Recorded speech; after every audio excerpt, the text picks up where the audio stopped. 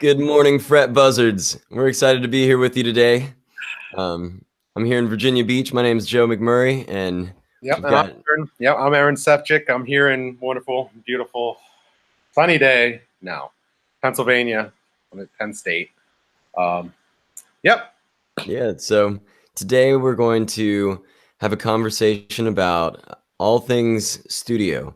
Whether you're a novice musician looking to record for the first time, or an experienced musician who spent time in the studio, we hope we can bring to light some cool tips and tricks about the studio. Yeah. Studios can be kind of daunting to some musicians. Um, I don't know.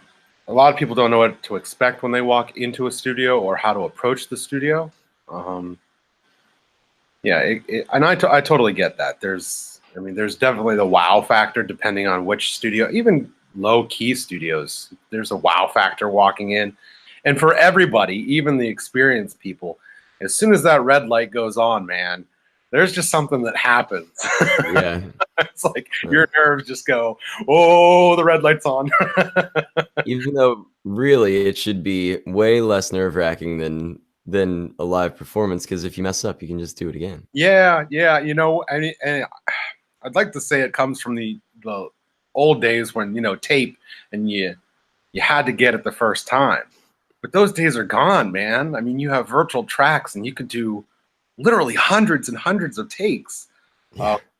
Uh, but there's something about as soon as that recording, as soon as you know that somebody's recording, it's I don't know, it's some kind of psychological thing where you just have to get it down. It's weird, Mhm. very weird. Times I just won't tell people I'm recording. Ah, that's a great way to do it. Yeah, I mean, as soon as I'm ready, I'm recording. I don't actually wait for the artist and say, okay, and ready, go, because that just kind of brings on this whole thing. I just usually, as soon as as I'm ready to go, I'm recording. Like, you can always edit post. Yeah, sometimes if they do a warm-up take that's really good, then you'd already have it. Yeah, yeah, and oftentimes that first take is very raw and very real. So you want to capture that as well.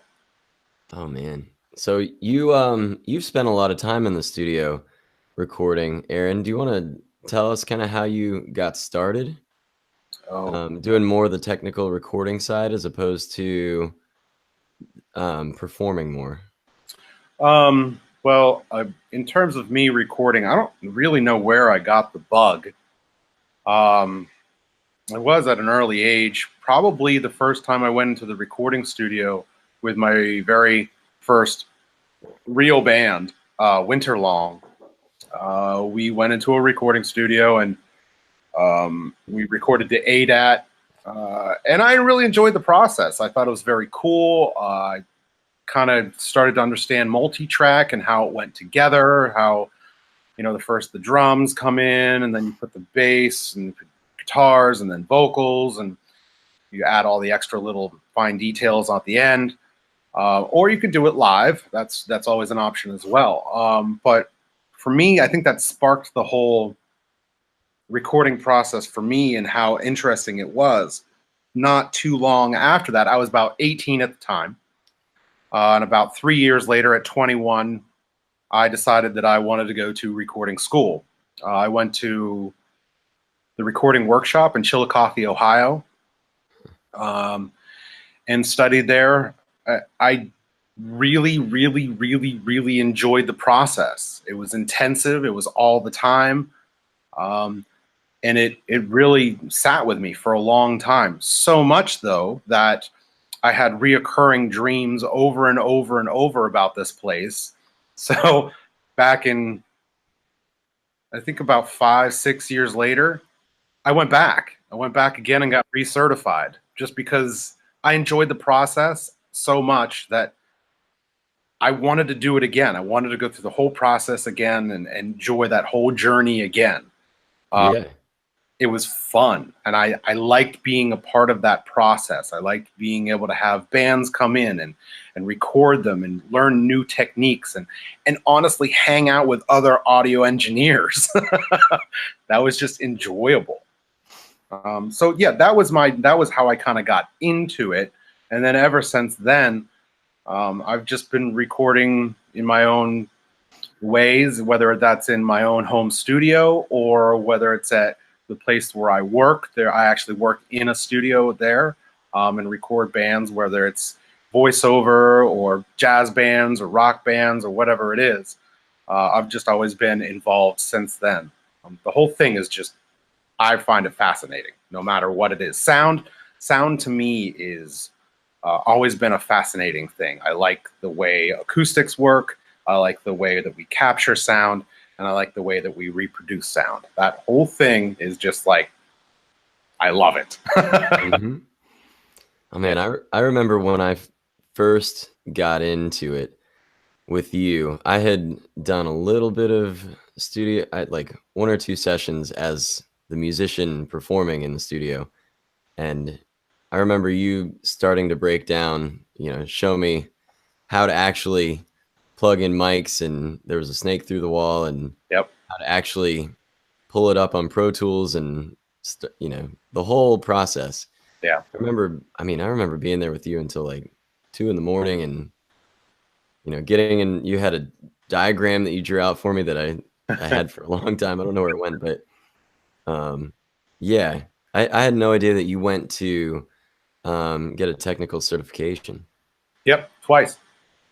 Did you feel like in the 5 or 6 years, were there any changes to the process just Oh, yeah, based on very much current so. technology? I mean, that's the one thing, because it is based off of technology. I mean, the very first time that I went, we were working with ADATs, we were working with 2-inch tape, Oh and yeah.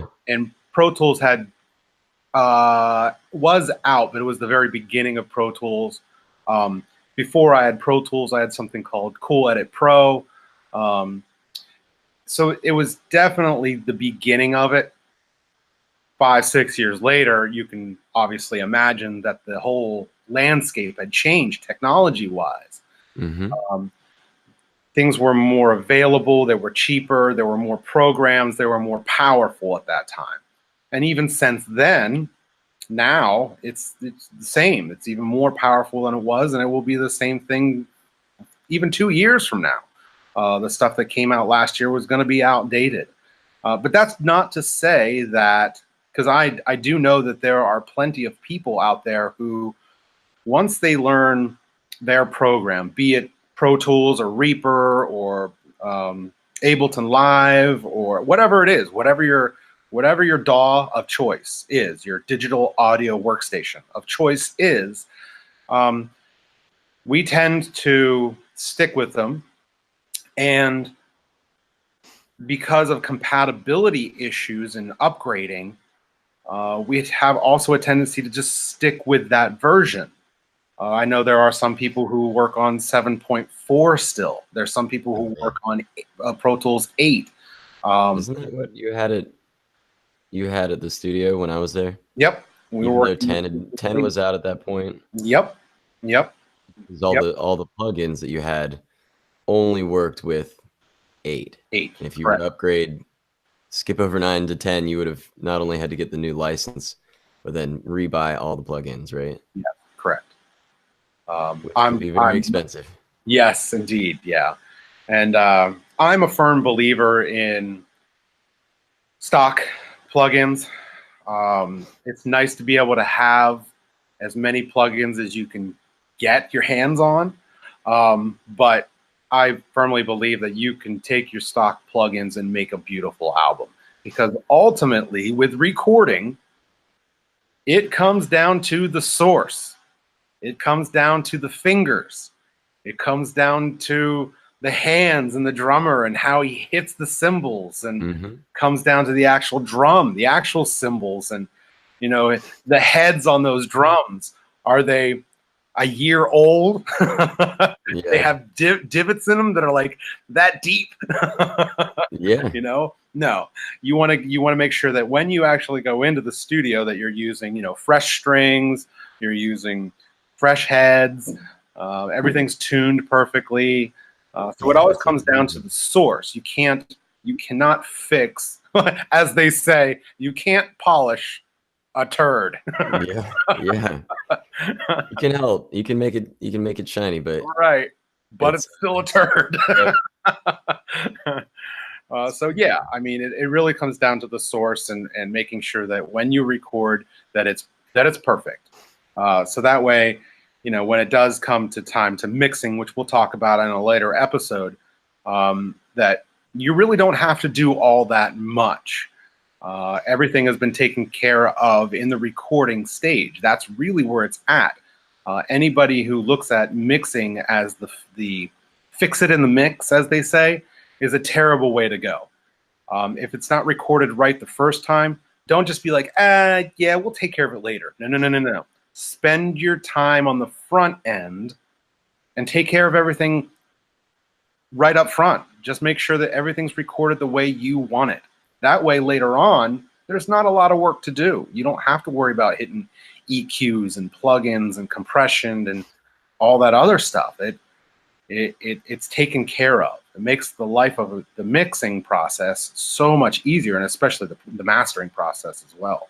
And that can end up being much more economic for you to fix it in the first place. Oh my God. I've watched my engineer try to fix something early on, trying to fix something in like my guitar solo, and I don't know if we spent an hour trying to fix some little thing, and I could have just recorded it. Yeah. But at the time, I didn't know. So that would if it was $50 or $60 per hour for the studio, it was a poor choice economically for me. Yeah. Yeah. Very much so. And I mean, sometimes you get caught up in the moment, really. Yeah, I mean, you might just love your take and you don't want to do another one. Well, and I hear that. I've been in that position, but oftentimes you shouldn't be married to your take because the next one could be just as good, Yeah. If not better. Yeah, if you can do it once, you can probably do it again. Yeah, Sometimes singing it gets tricky if your voice is getting tired. vocals is a totally different animal. That's Yeah. you have a very short time where your voice is actually going to be okay to use. Then once you start fatigued. What's that? You get fatigued. You get fatigued and you can start doing damage. Oh yeah, for me going in the studio, like when I've recorded songs, I'll do a vocal warm up, but then I'll start singing, whether it's the first verse, whatever comes first. By the time I get to the end, my voice is much more warmed up. And then I go and redo that first part because I can hear the difference as it goes. But then, then it starts to fall off. I start to get hoarse. Yeah. Yeah. And there's a flow to it. You kind of, at first, it kind of sometimes feels a little stiff and you're trying to work out all the kinks. And by the third or fourth pass, it's, you kind of get that flow. You're like, okay, yeah. I'm starting to understand where I'm trying to get to, yeah. The vocals can be tricky. That's for sure. So I want to go back. I want to rewind a little bit to the actual process of preparing to go into the studio. We're talking about actually being in the studio. A few things that I've really picked up along the way are the fact that you need to be extremely prepared going into the studio. I mean, the studio is not a very economical way to figure out your song. No. If you're paying per hour and you go in and you don't have the song 100%, you're wasting money, and you're potentially hurting the outcome of the song. So like drums are harder to fix in the mix. If you go in and you've got the whole song laid out nicely and you do a nice drum take and you don't have, it's not chopped together, that makes a big difference. And just, know your part before you get there. Yeah. Practice.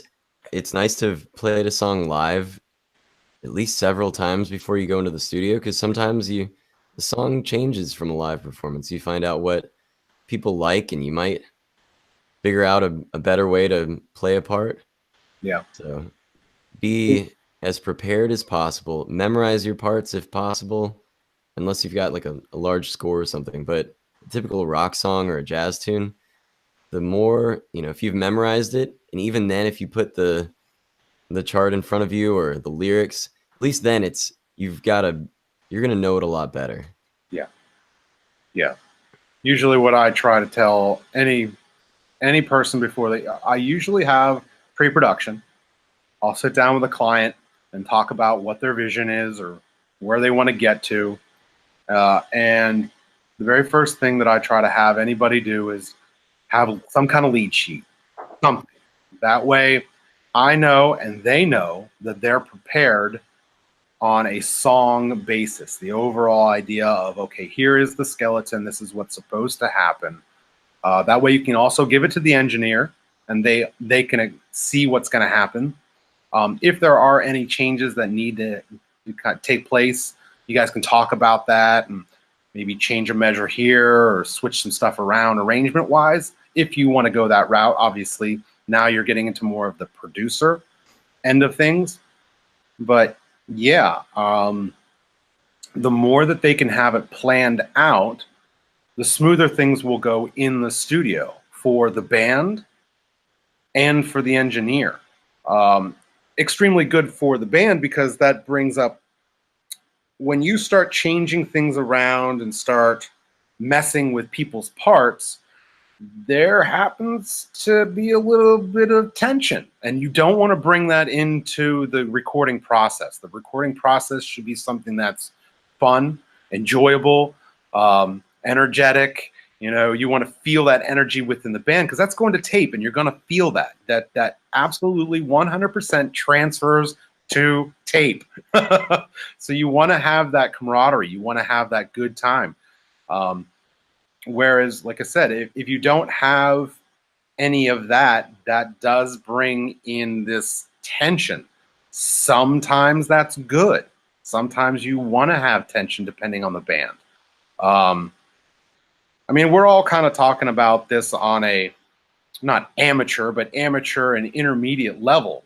Some of the more professional bands, they'll have a label which will pay you to go into a studio and spend time to sit with a producer and write your parts and go through that whole process, which if you ask any band that's done that, is a very painstaking process. The faster that they can get in and out of the studio, the happier everybody is. I mean, it just seems to be the norm. Spending months in a studio can get quite, it's and especially if you have all the members there at the same time, that can even be even more of a headache. Yeah, it can get, if a couple people are working on it, I don't know, you can get tired, and then the song doesn't come out like it would have if it came up naturally in rehearsals. And yeah, and it depends on what your goal is. I mean, how do you want to approach this album? Do you want it more to be organic, or do you want it to be more planned out and methodical? And it also depends on the album. Is it your first album? Is it the first time you're going in? And because generally, the first album is planned out. It is written ahead of time. It has somebody who's been working, maybe the guitarist who's ever written all the parts, has been working on it for years. Like, man, I finally got the band together and we've got the songs and we've been practicing them for years now. Awesome. Let's go into the studio and let's do this. Your second and your third album, they tend not to have that. That's all new material. And that's a whole different process.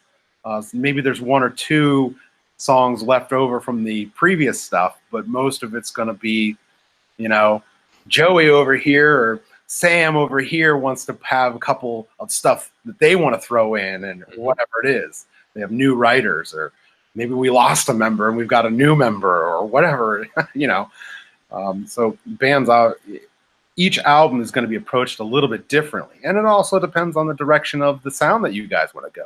Some bands want to keep the same sound, and some bands don't. Some bands, we've talked about this in the past. Maybe you want to redevelop yourself, make a new sound, whatever it is. Yeah, you're absolutely right. I'm thinking back to my first Albino Rhino album. We gigged with those songs for a couple of years before going into the studio. And it took much longer. We didn't know what we were doing in the studio very much, and yeah, so it goes more smoothly later if you have the songs planned out. But it like you understand the process of the studio better, but your songs aren't as well rehearsed at that point. Right. Right. But Yeah, not that that's a good thing or a bad thing. It is. You have to be conscious of all of that. You have to kind of remember and honestly be honest with yourself with what the end product is going to be. And that's another thing as a recording engineer. You have to go into the studio because the very first thing an engineer is going to ask you is either A, what do you want this to sound like? Or can you give me 3 to 5 reference tracks of what you think this album is going to sound like? Do you want this to sound like Chili Peppers? Do you want this to sound like, because he has no idea. He has no idea what your sound is, and you should not expect him to know what your sound is. That's not a good way to approach your album. You need to do your homework, and you need to make sure that you're letting whoever is taking care of your baby, you're spending lots of money on this. You've spent lots of time on this, and you want to do your homework and let the person who is going to be crafting it and putting it out on the other side, you want to let them know as much as you can. That is your job as a band. That's so important. and let's dive in here a little bit more. It's not like you need them to understand what your song sounds like harmonically or that sort of thing. It's like, what's the production that you want at the end? Right. You know, like, is there a drummer that you love the sound of a snare drum? You know, I remember telling my engineer, like, I really like the sound of the snare drum on this album from this band. Like, can we get that? And, you know, a lot of that is, you know, his first question is, well, what kind of snare is your drummer using? You know, but then after that, you can help shape that sound depending on the microphone that you use, and then the way that you EQ and, you know, the settings that you put on that snare drum. So I've found success in telling my engineer that I want certain elements of this track to sound like elements from these reference tracks, and he's able to, you know, if you tell him that up front, he can choose the proper mic, and then in the mixing stages he can set the levels and the EQ correctly. Right. Or he can give you the advice of, that may not work. Yeah. We can try it, but you have to be aware that the engineer knows sound and has worked on, hopefully, because you chose that person, they've worked on many albums and they know how to create sound. And that is one other thing that I want to kind of bring up is that be aware and do your homework when you go to an engineer, a mixer, that you actually listen to their past stuff. You listen to their catalog. Because if you just randomly pick somebody for their studio, which is kind of what people do, ooh, that's a pretty studio, I'm going to go there.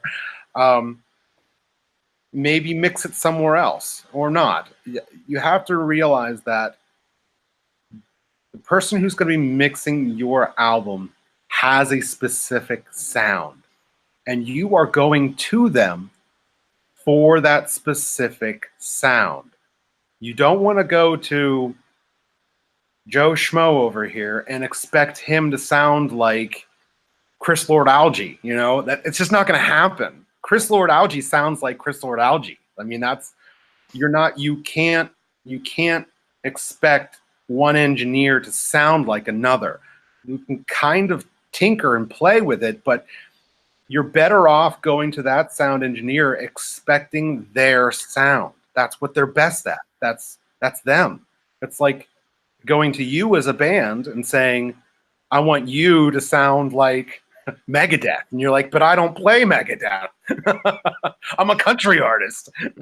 That's a It's great point. it's ridiculous. You need to make sure that when you're going to that specific person, you're done your homework. You know what their sounds, what they bring to an album.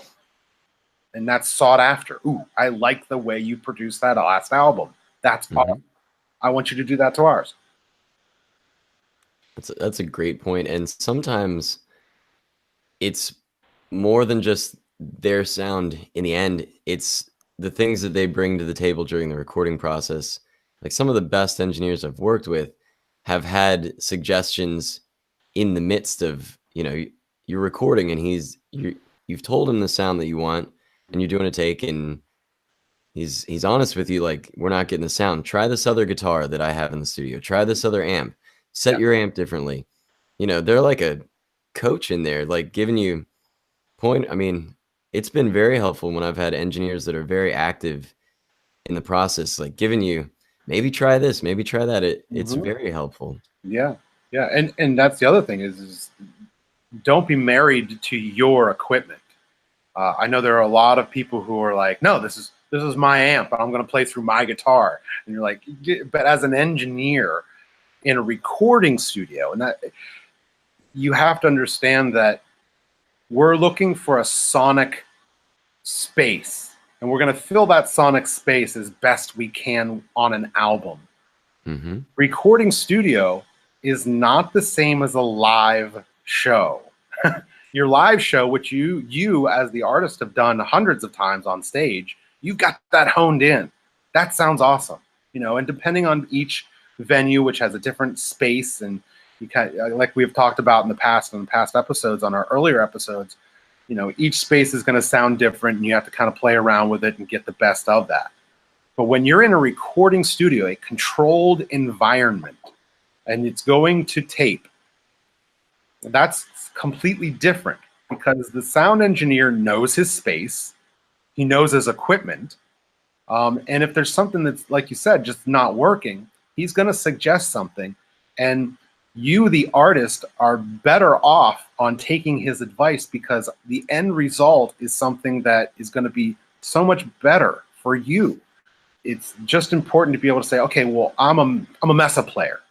Well, okay, well, try that, Marshall, because on the album it may actually sound better. Or I'm a Jackson player. Well, try that Ibanez.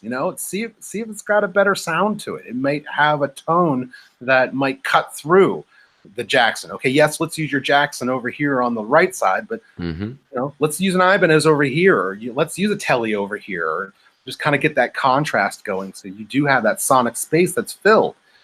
That's extremely important, that all musicians, be it, like I said, drummers or guitarists or bassists or whatever, that you go into it with this open mind of, this is a toy store and I get to play with a bunch of stuff.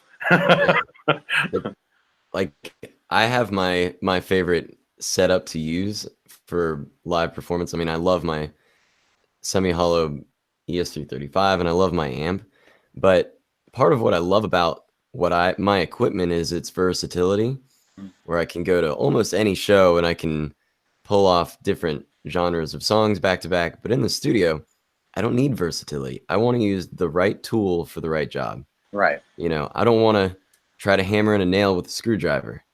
If the song calls for a single coil telly sound, I need to use that. Right.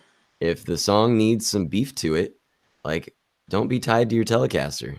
Yeah. Like, pull out the Les Paul. Pull out something with some balls behind it. Yeah, absolutely. So, yeah, having an engineer that has some other equipment for you to use that's really nice to have. It's not necessary, but it definitely can add to the sound in the end. Some things that you never thought would happen can come out. Yeah, and likely if he has that equipment, he can hopefully, he knows when to use it. Yeah, and if you don't have an engineer who doesn't have a lot of stuff, usually those are the engineers who are the most creative, and they're going to try different things. Well, let's go to the bathroom and let's try to mic up a guitar amp in the tub, or Yeah. do some vocals in the tub, or whatever it is. That's extremely important to try to kind of create and try different environments and have fun with it. So that reminds me of, so my mom's from the Detroit area, and so we go up there every year or two, and we went to the Motown Museum a couple years ago, Yeah, and which is a really cool museum, and it has the old studio there. It's in like a row house, um, and they actually did record the vocals. They had a vocal chamber that was essentially like a bathroom. yeah, And in order to get that, because everybody says you sound better singing in the bathroom. Well, it has to do with the reverb of your voice bouncing off the tiles. So they actually built one, and they took the ceiling tile off, and they built this big chamber. And it's yeah, just it's funny how much the space you're in, and the distance of the mic, the type of mic, the distance from the mic, there's so many factors that change the end sound, where you might not even need to change guitars or amps yeah. or your voice or whatever. Maybe we should talk about mics and some of the technical aspects of it, of recording a song. Yeah. I mean, that's like I said before. That's what it's all about in terms of getting it right at the source. That's extremely important. Of how yes, your player is got to be on top of it. They have to know what they're doing. They gotta. If you have a sloppy player, you have a sloppy player. It doesn't matter if they're playing through a $3,000 Gibson or whatever. They're a sloppy player. But beyond the source, then it's actually the very first thing that hits the chain is going to be your microphone. And there are hundreds of microphones out there, but it's important that for all the home recording people out there, that you know your microphone and what is to be expected out of that microphone. You have the 3 different kinds of microphones, and their purposes. You have your dynamics, which are one of the most popular. The most popular dynamic microphone that's out there in the world is the SM57 by Shure. It costs about $90. You'd say the 57 is more popular than the 58? For recording, yeah. Okay, yeah. I mean, it's essentially the same. It's the same components with a different grill. Yeah, absolutely. The 58 and the 57 are like by far the most used microphones anywhere. But yeah, it's funny that I have a couple of 58s that I use, and Guitar Center just had a big sale, and the Sennheiser E945 was like $100 off. So it's down to like $100. It was crazy. By the time I got there, they were sold out. Huh. Frustrating, but they had the demo one, and if you actually listen to the difference, the 58's a great mic. Like, I've been using it for a long time. Yeah. The SM58. But I mean, if you compare a Shure SM58 to an SM58 Beta, the output of the Beta is a lot higher. Like, it's got a lot more. It's just louder, essentially. I mean, I know it has different. I think it's more clear as you get closer, so it doesn't get woofy. That kind of deep sound that you can't really tell what the person's saying. The Sennheiser was definitely louder, like the 58 Beta, but also it was very clear. It was a really clear mic. Yeah. But anyway, every mic has, and it's funny, on the podcast forums, there's always these questions about microphones and what they're used for and how to use them, and condenser versus dynamic. And I guess I should say that we have the 3 different microphones. We have a dynamic, condenser, and a ribbon. Like I said, the dynamics are used for exactly what they sound like. Dynamic instruments where you have loud sound pressure. Things like drums or guitar amplifiers or saxophone or horns or something that's anything that's going to be really abrasive and very upfront and very aggressive. Those are great for uh, dynamic microphones. And they're great for live situations. Absolutely, they're very directional. They don't pick up a wide path. They're more directional and straight towards something. That's why live they're wonderful to use. Yeah, if you're standing there singing, it's not picking up the sound of the drums so much. It's just capturing your voice mostly. Yeah. Ideally. Yeah. And there's no one microphone that is better than the other. That's extremely like you absolutely, as any artist or musician, you need to be aware of is that no one microphone is better than the other. It's only dependent upon the situation. Phil Anselmo of Pantera used, I'm pretty sure he used a 58. It doesn't matter. Like you can use these really, a U87. Sure, you can use a $2,000, $3,000 microphone, but that's not going to guarantee you that you have the best sound. You can use a Neumann. You can use whatever it does. It doesn't matter. If I have a shootout with 7 different microphones, there are tons of these shootouts on YouTube, and you can watch them where they'll have 7, 8 different kinds of microphones, and the person will go up to every single one, and he'll say something, and it's different for every single microphone, and that's like the natural EQ, you mean? And absolutely. And depending on the person, you will find your microphone that sounds best to you, because what sounds best to you may not sound best for me at all in any way whatsoever. And that's why I tell usually vocalists to try out many different microphones, and once you find one, buy one and carry it with you for the rest of your life.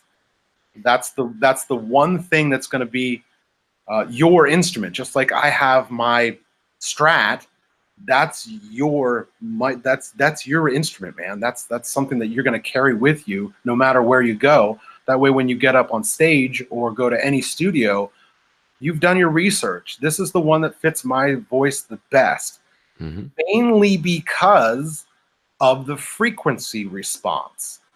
With every microphone, you get a chart that shows you from 20 hertz to 20,000 hertz, which is what human hearing can hear. And within that range of vocals, usually from around, and there's debate about this, I've had arguments with people, but I'm just going to say, for whatever reason, I'm going to say 400 hertz to around 5,000 kilohertz. So that's a huge range, but within that range, you're going to have divots and peaks where that microphone responds the best to those specific frequencies. So as you can hear, Joe's got a little bit of a deep voice. My voice is also deep, but it's deeper in a different way. Same thing with Tony. Tony has a deep voice as well, but his highs hit a little bit differently than mine or Joe's do. So there are certain frequencies that with S's and P's and ch sounds and T's and all those, they're gonna come off our lip or our tongue differently. And those microphones, whatever one it is gonna pick each one of those up differently and accentuate them or decrease and not show those as much. And you have to go through that process of finding which microphone for your vocal sounds the best. And that also goes for guitars, drums, bass, keys, triangles, whatever it is. That process of going through and finding out what works best for that specific project that's next to the source. That's the most important part. Yeah, it's funny. I mean, all this is absolutely true, and it's important to know, and in a professional studio, hopefully you're going through this process. But I will say, in the end, if you know, whether you have a blue baby bottle, whatever, you can still EQ your voice or your instrument in other ways. Oh You yeah. know, you can use, like you said, an SM58 or an SM57 to capture the sound, and you can shape it some afterwards. But it is best to get the best sound from the source. Yes. If it never picked up the frequencies that you want, it's harder to pull them out. Yep. Yep. Like I said in the beginning, it's better to go into it having tracked it the right way and less work on the back end and try to do all of that and mixing. Yeah. So that we were talking about dynamic mics like the Shure SM58, SM57, the Sennheiser E945 and the E935. There's lots of dynamic vocal mics out there. Oh my gosh. Now what I have in front of me, this is a condenser mic. So this is a totally different. Inside this, the electrical components and magnetic components are completely different from those of a dynamic mic. So in the end, it offers I think a clear, more like perfect representation of what it's hearing or what you're producing at the source. So these are great for studio applications, you know, especially for singing and other things, because it's a more accurate representation.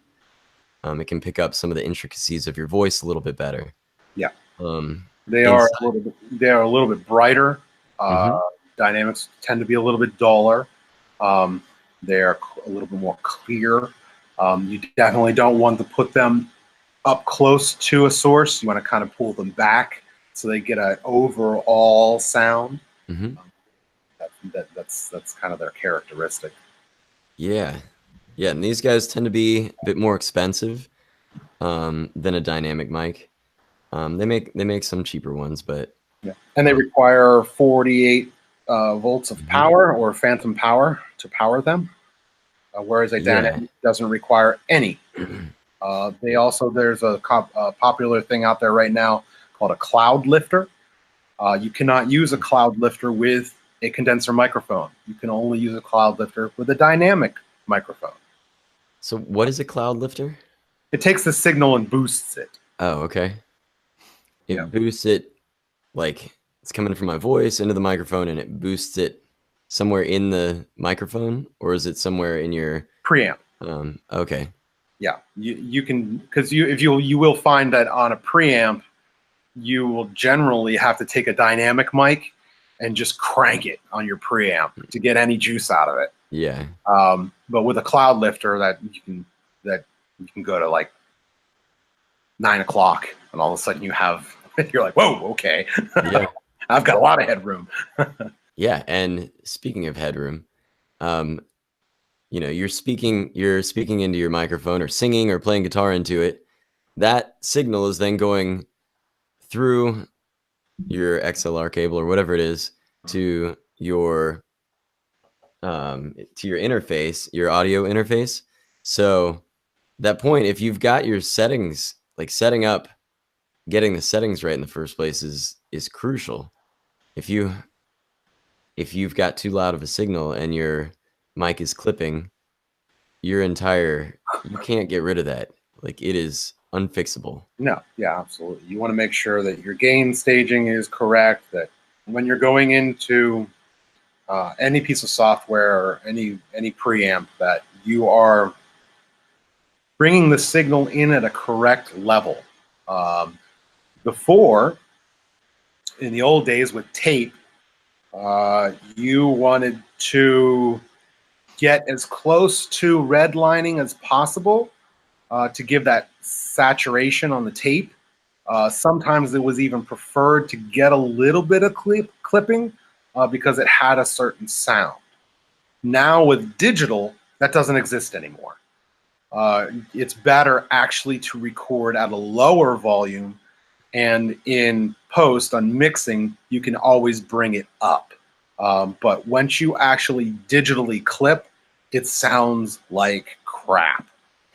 So going into any preamp nowadays, you just want to generally record low. Yeah, there's no advantage at all. Yeah, you kind of have to find your loudest part of the song and make sure that that highest point doesn't clip. Right. I mean, then give yourself a factor of safety under that. Yeah. And I've definitely in my own home recordings and my me without having an engineer there, I have definitely messed up a couple takes. Like great take, my loudest note clipped, and yeah. it's just unusable. Yep.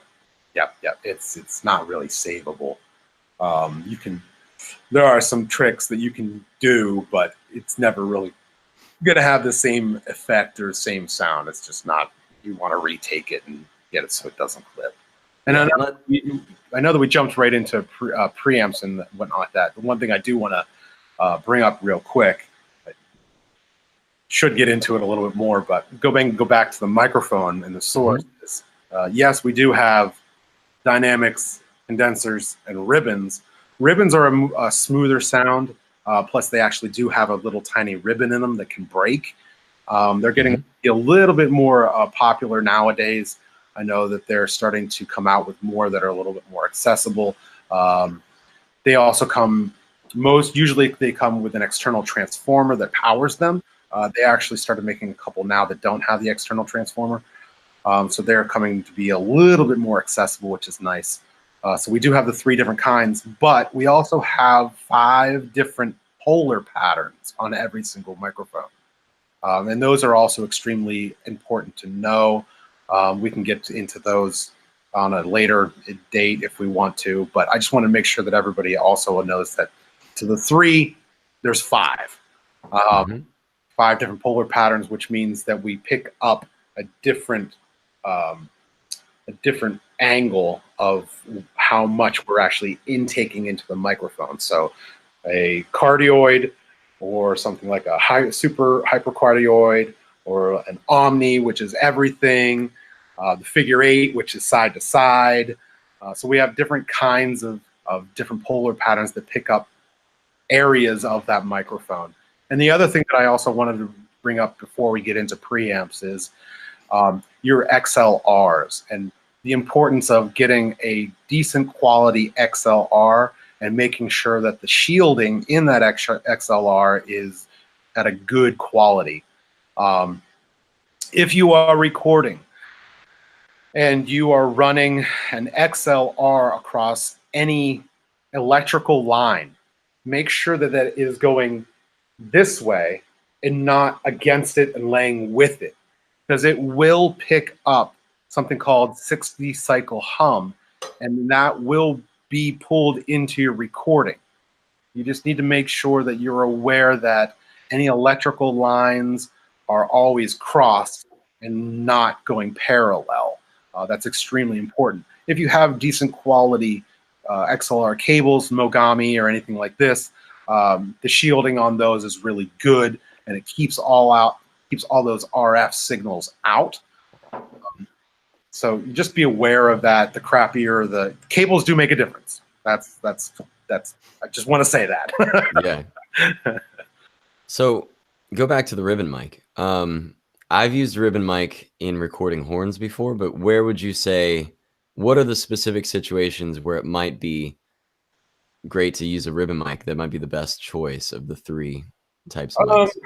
They're kind of like, I look at ribbon mics kind of like a dynamic. You're specifically looking for that smooth sound. They have a rounded sound to them. They take all the harshness off.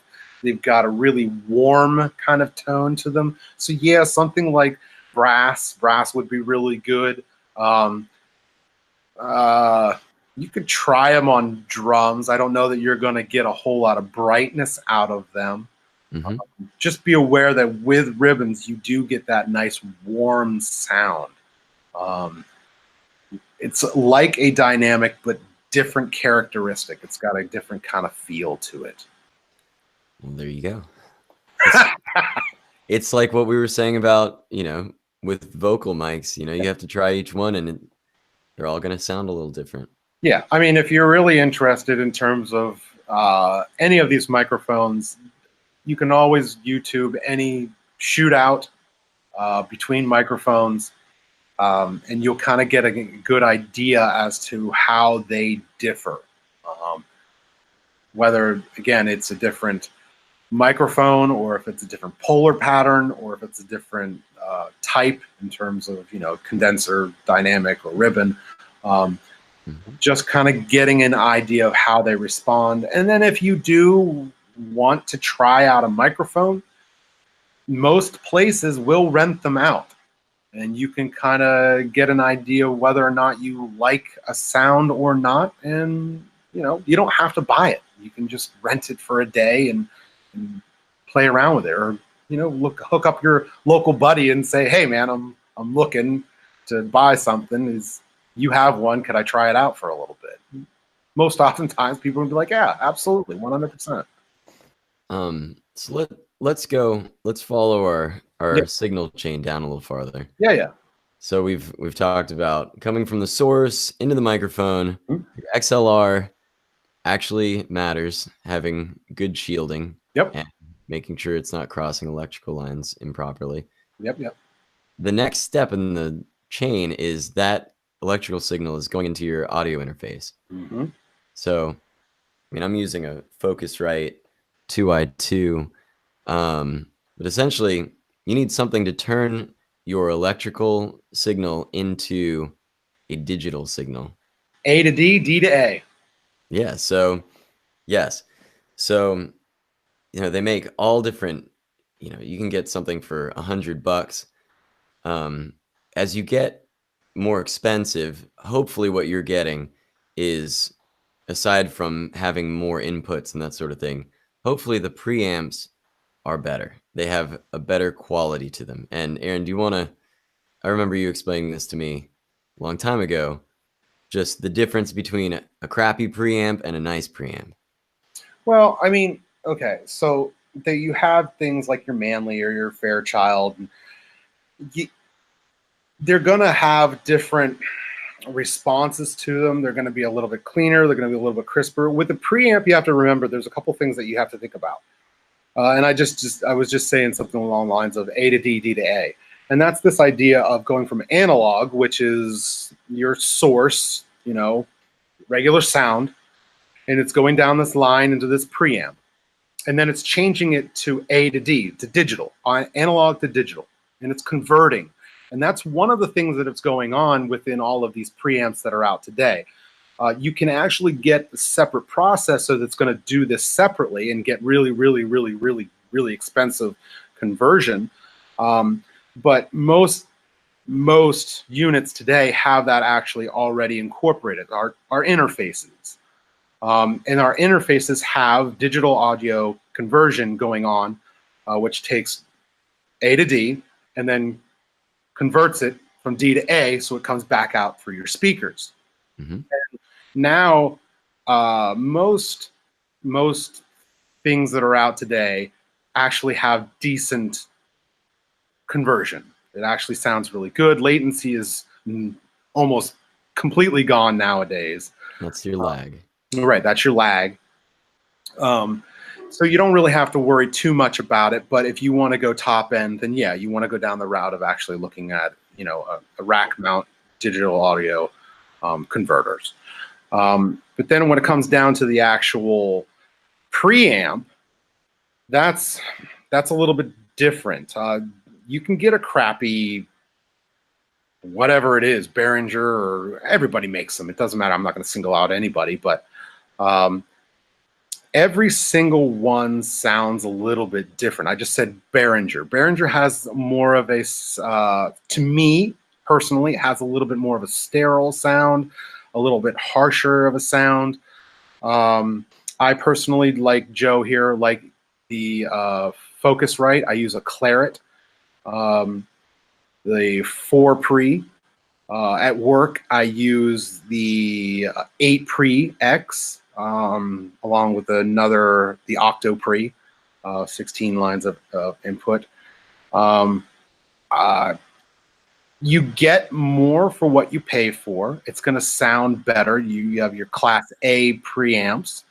Um, yeah, I mean, in terms of preamps, you get what you pay for, that's for sure. Does it make a huge difference?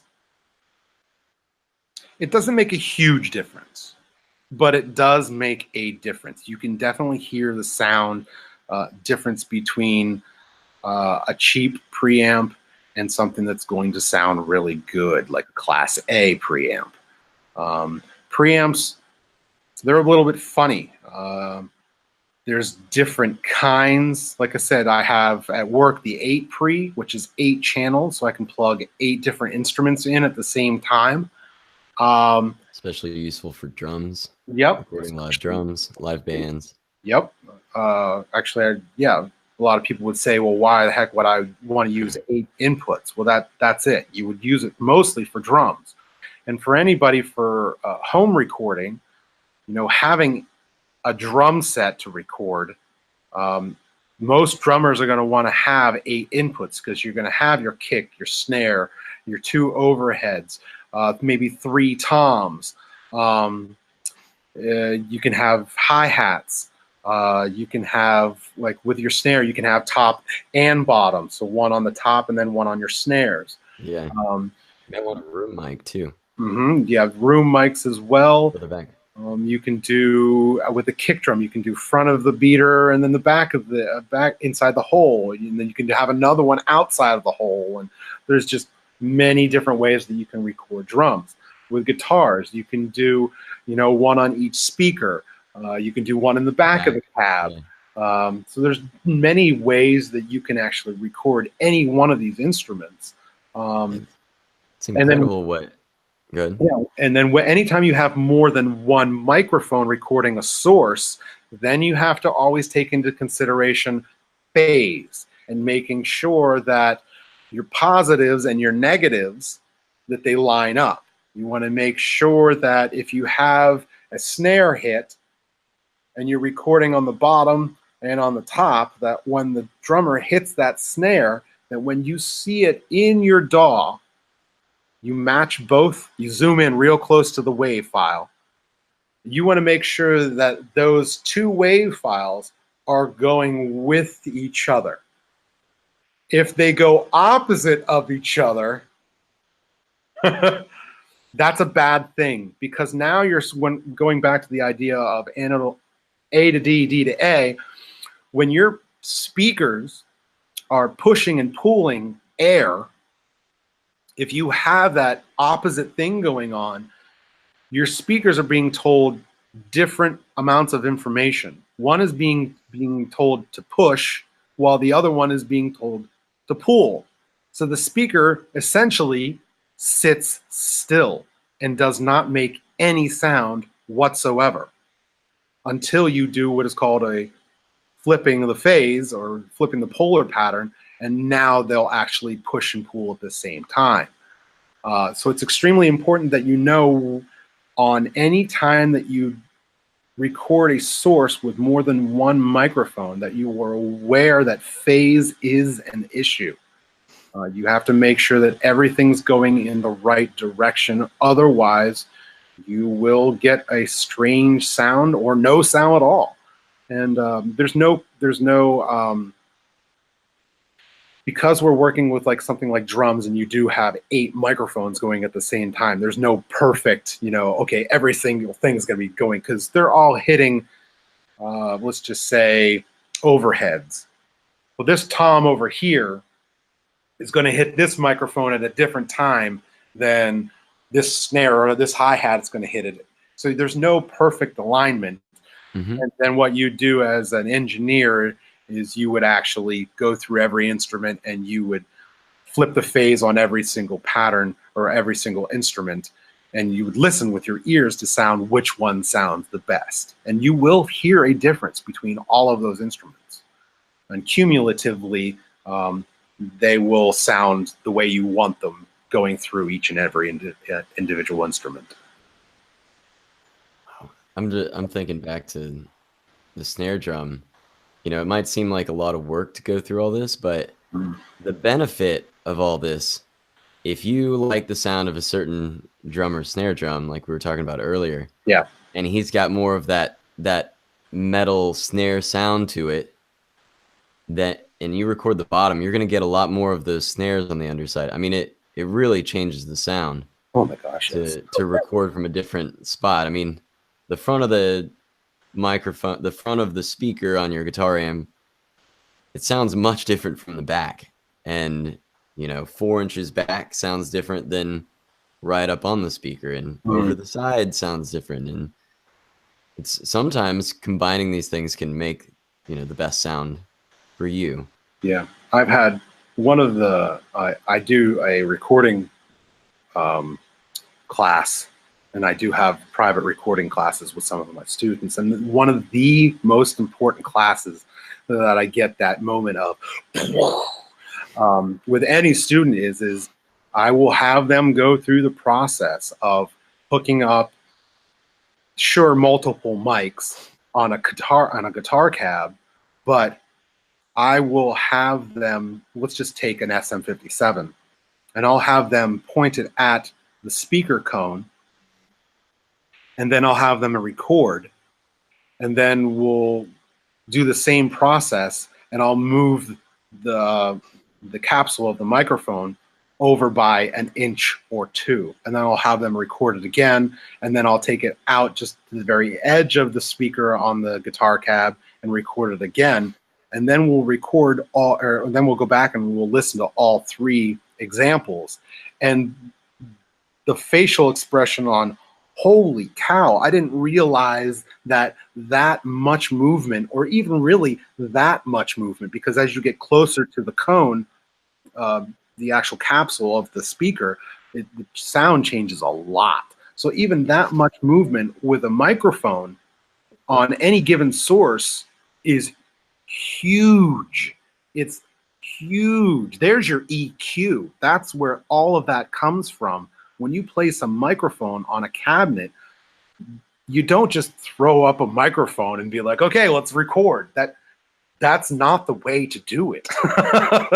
You want to make sure that you spend time on that process of setting that microphone up on that guitar cab and spending a good half hour to an hour going through, okay, I'm gonna set the microphone and I'm gonna chunk away on just, both a low power chord or a bunch of power chords and also a lead lick. Both of those are gonna produce different information, and I want to record both of those. So, okay, here we go. Chunk, lead, cool. Move the microphone, go out to wherever your amp is, go through the process. And it is a pain. If you have two people, it's much better, because then you can just sit there with the guitar and have the other person, okay, move it by an inch, cool. And you go through that process and you kind of go, okay, that's cool.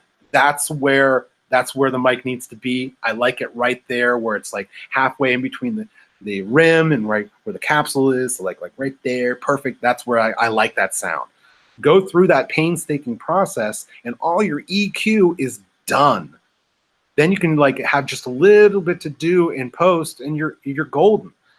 That, again, get it right at the source. Don't worry about fixing it in the mix. Do it in the beginning. It makes a huge difference. Man, it's so awesome to see you get so excited about this. This is like got to be you're more passionate about this than any other aspect of Yeah. music, I believe. Yeah. Correct me if I'm wrong, but I love the process of recording. It's a love of mine, and I know the end result, because everybody loves music. Everybody loves to listen to it. And it's that one guy, it's that engineer who's gone through that process of the love of making you as the artist sound the way you do. The engineer doesn't get any credit. I mean, he does. He gets a little blip on the CD cover and whatnot like that, but he's the one who does all the work. I mean, and it goes hand in hand. Obviously, you as the artist have done tons of work as well, but it's a marriage between the two, and that marriage is extremely important. And the understanding of acoustics and how sound happens. I mean, for me, I've never listened to music the same, and all engineers will know this out there, that they'll say, yep, absolutely. You know, you don't listen to music the same anymore once you've gone through engineering and now you listen to an album. Or an engineer will walk into a room and all of a sudden they'll be like, ooh, the acoustics in here are kind of interesting. And they'll be like, oh, cool, the reverb's kind of neat here. You know, it happens all the time. That's my life. So yeah, I get excited about this a lot. Well, fortunately, we're going to have plenty more to talk about on this subject. Yeah. I think we could talk for days about this. Yeah, absolutely. And we will. We're going to get into recording and dive in deep, whether it's more of the recording process, or we get into mixing, or we get into mastering.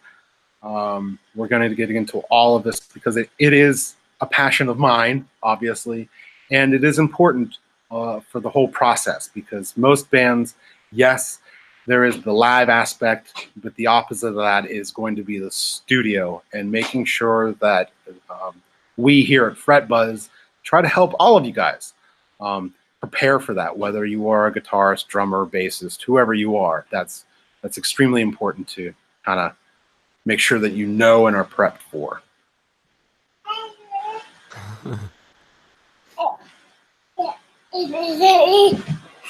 Hey there. Good morning.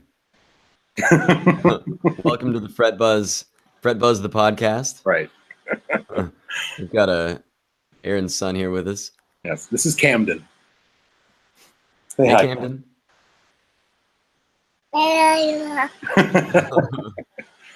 Yeah, so hopefully you guys learned something. I really enjoyed talking about this, and yeah, as always, if you have questions or comments about what we've been discussing, please let us know.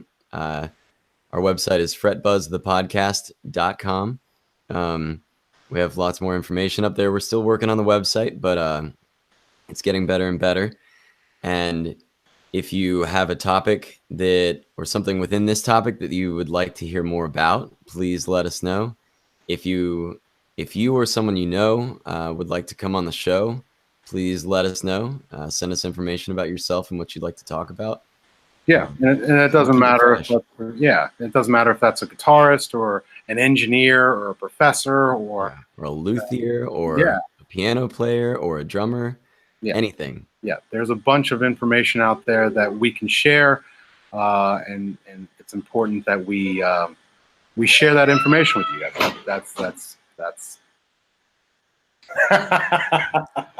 That's important. That's important for all of us to kind of be a community and share all this information. It's I know for me, like I said, when I was younger, I would have loved to have this kind of stuff. So yeah, by all means, if you have any suggestions or want to share any of your comments or have anything to say about us and how, you know, ugly I am, cool. Bring it our way. Yeah. Please leave us a review. Yeah.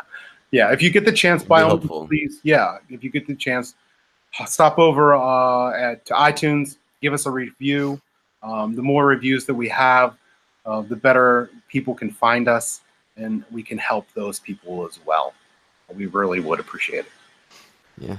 All right. Well, it's been a wonderful talking to you, and y'all have a great day. Yeah. Have a good day, everybody. We'll talk to you next week.